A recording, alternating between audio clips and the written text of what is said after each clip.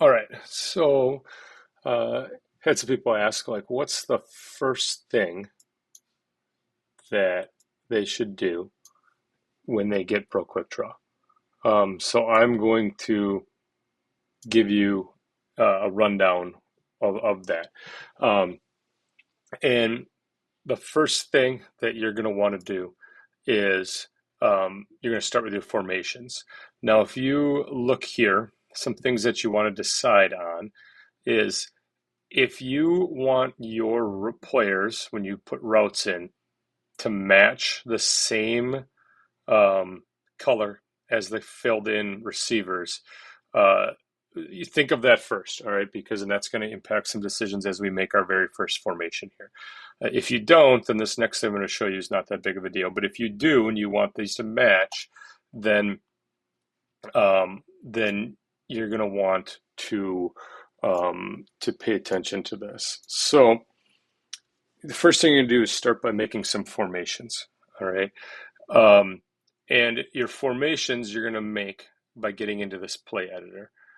And when you make a formation in the play editor, the first thing you're going to do is you're going to right click on one of these plays down here and you're going to click edit. If you want your players to match the route colors to your players, you want to take your entire offensive line,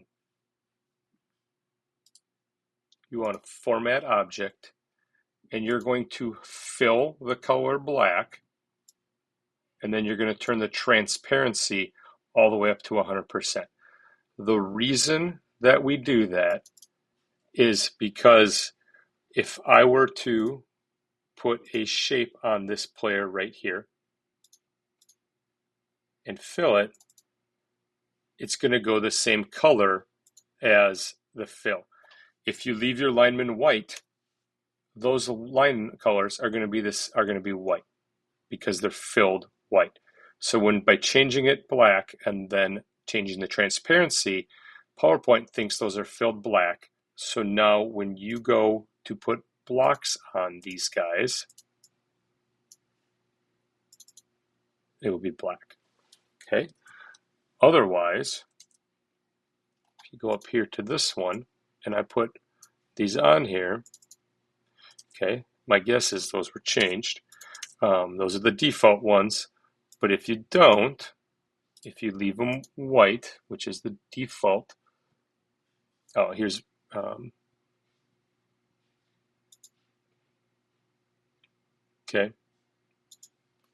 it doesn't do that. All right, so, so that's the first thing. Your next thing is when you're making your formations, you want to turn the grid lines on so that you find the center of your formation and you put your center there every single time you make a formation. All right.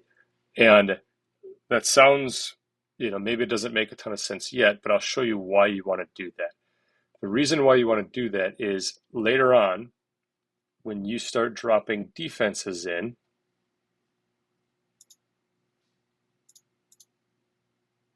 okay, when you start dropping defenses in, if you set every single one of these formations up in the right spot, so whether it's on the hash or if it's in the middle of the field, turn the grid lines on so that your templated formations are there. Every time you drop them in, they drop in exactly where you want. Okay. The other thing I will tell you is I like to make the size of the players a little bit larger than the default. I like to bold them, and I went with an Arial Black 24 font with a bold on there to make them stand out. I also bolded all of my guys. All right. The reason for that is if you look at this, you see how these pop off the page more than these. They're easier to see. So that's why I upgraded that as I went. Okay. Another thing that you're going to want to do if you ever plan on putting jersey numbers into these spots right here, you're going to highlight everybody on your offense. You're going to right-click Format Object. You're going to go to Text Options. You're going to click Text Box. You're going to uncheck Wrap Text in Shape. The reason why you're going to do that is, we'll come back to that slide in a bit. If I were to go here, and let's say that this is number 84, it's going to stack it on top of each other. Now I can go in and I can fix that easily by doing that. But if I don't do that now, I'm going to have to do that every single time I drop that in and I change that player's number. Okay, so if I do that right from the start, I'm good to go. Now from here, every single time you're going to create a new formation, you're simply just going to right click and duplicate.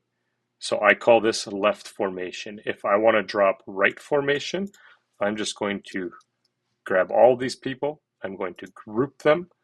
I'm going to flip them. And then I'm going to recenter it on that middle grid line. Put it in the same spot every time. And I'm going to ungroup them. Okay.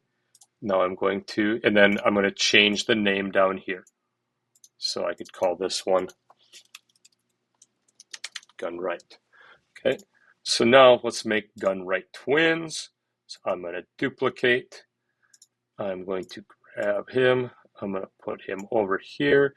Okay, let's duplicate. I'm going to make Gun Left twins. I forgot to name this one. Let's go back and name this one quick.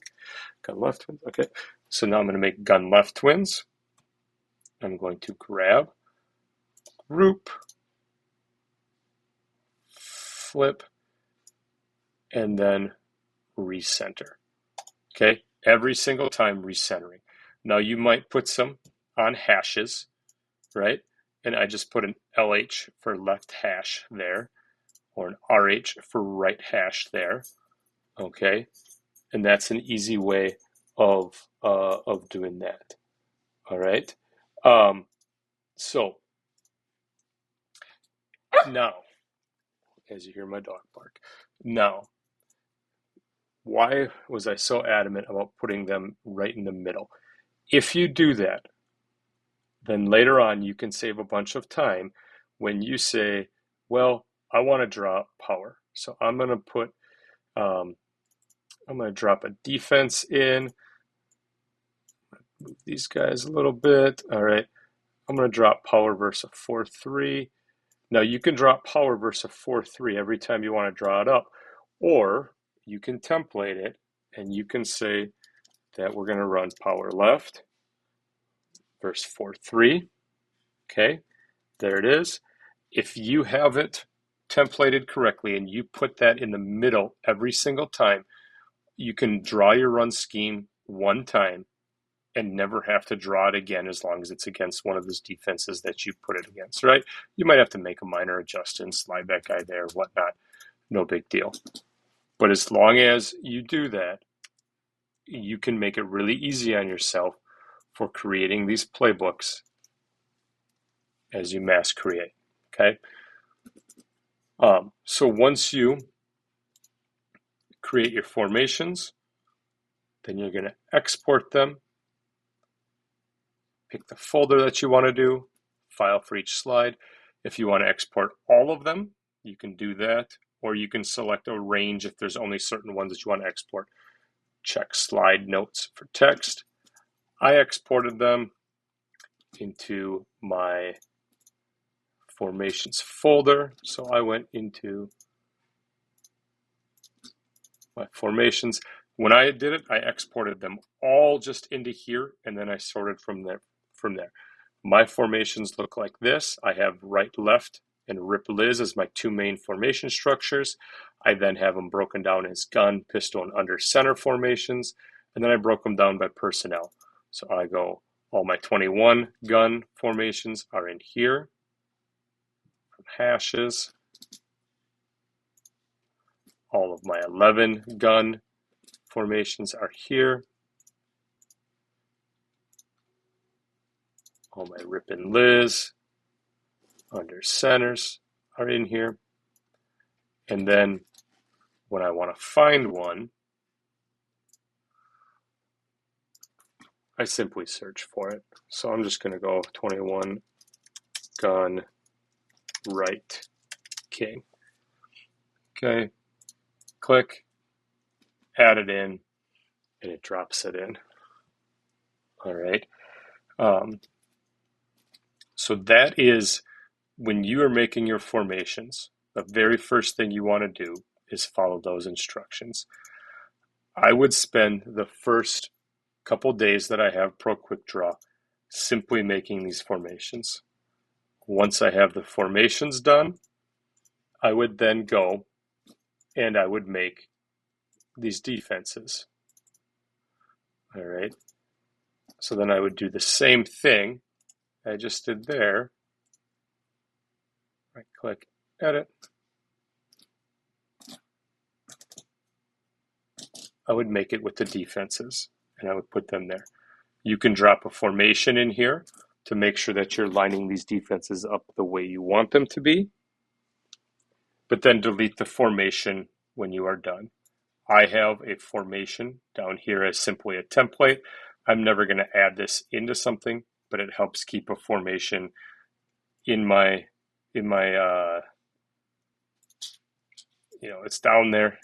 It's there. I'm never going to add it into a slide, but at least I have it for when I want a formation. I can move it and then I can drop a defense onto it, edit the defense, and move it, whatnot. Okay. So that's what I would do. And then from there, then you can start adding your run schemes in. I would do the exact same thing for your run schemes. Edit.